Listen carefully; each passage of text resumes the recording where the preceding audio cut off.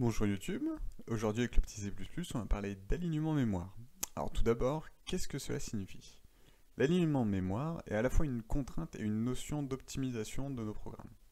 Une contrainte car la mémoire physique de nos machines s'aligne sur certains multiples pour l'adressage de nos instructions, de nos variables, et une optimisation car avec un bon alignement mémoire, nous pouvons gagner de l'espace mémoire.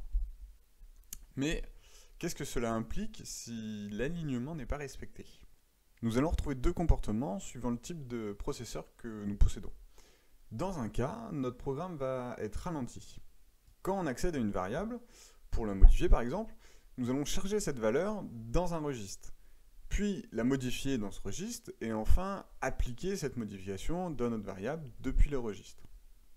Maintenant, si notre mémoire n'est pas alignée, donc ce qui représente le cas canon aligné avec les cases rouges qui représentent du coup notre emplacement de mémoire, qu'on voit qu'il est scindé sur deux emplacements de mémoire différents. Du coup, donc, si notre mémoire n'est pas alignée, on va devoir accéder à une seule partie de notre variable dans un premier temps, puis accéder au second morceau mémoire qui contient le reste de notre variable. On va faire une opération pour reconstituer ces deux morceaux dans un registre. On va modifier du coup cette variable comme auparavant, et on va devoir refaire en fait ce travail de découpe pour redispatcher notre registre dans les différents emplacements mémoire.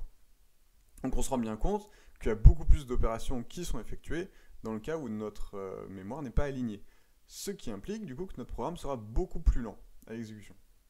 Dans notre second type de processeur, notre programme va tout simplement planter. Ou dans une utilisation multithreadée, on se retrouvera à avoir l'apparition de bugs totalement incompréhensibles. Alors, de manière générale, en tant que programmeur, nous avons rarement à gérer notre alignement mémoire, car ça va être nos compilateurs qui vont réaliser ces alignements. Alors, comment ça se traduit dans notre code? On va prendre l'exemple de deux structures sensiblement identiques à première vue, la structure A et la structure B. Sauf qu'en fait, il y a de grandes chances pour qu'un size of A retourne 16, alors qu'un size of B va nous retourner un 12. En fait, notre compilateur, il va rajouter des tableaux de bytes entre nos variables pour, en fait, ça s'appelle une opération de padding, pour justement garantir l'alignement mémoire. Alors, on dit généralement qu'une donnée est bien alignée si elle a une adresse divisible par sa taille. Ici, on prendront comme pour principe qu'un sizeof de char retourne 1, du coup on peut considérer qu'il est toujours bien aligné, que sizeof de int retourne 4, et sizeof de short retourne 2. Donc du coup, d'un point de vue mémoire, nos structures peuvent se représenter de la manière suivante.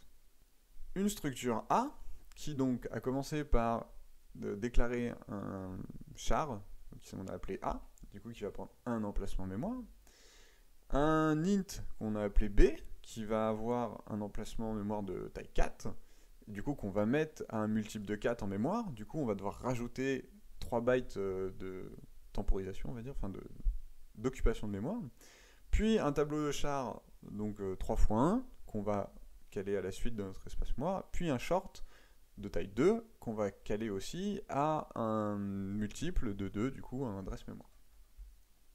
Et on va se retrouver avec notre structure B, qui elle a commencé par déclarer un int qu'on a appelé B, qui va prendre du coup ses 4 emplacements mémoire, puis le char qui prend un emplacement mémoire, et enfin le tableau de char qui prend 3 emplacements mémoire. Donc là encore, on n'a pas de souci pour l'instant pour faire des opérations de padding.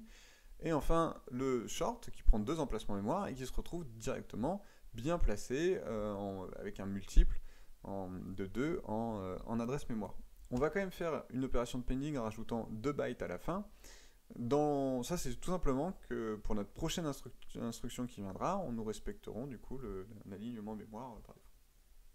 Et donc, on peut en déduire que notre structure B est plus optimale vu qu'elle prend moins de place en mémoire. Pour finir, on va se laisser une porte ouverte. En fait, depuis le C++11, il est possible de gérer les questions d'alignement mémoire grâce à différents opérateurs ou spécifications. Par exemple, on va retrouver la spécification alignAs qui permet d'indiquer l'alignement souhaité, ou l'opérateur alignof qui donne l'alignement d'un type, et encore le std_align_storage qui permet d'obtenir le fameux tampon de byte qu'on a vu auparavant.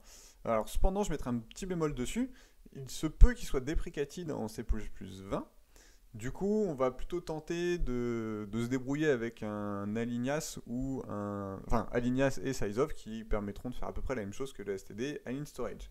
Je vous mettrai maintenant dans la description toutes ces informations là sur ce qu'a rajouté le C++11 pour gérer l'alignement mémoire. Donc il y en aura un petit peu plus que ce que je viens de vous mentionner. tout cas, n'hésitez pas à réagir dans les commentaires, et sinon je vous dis à la prochaine.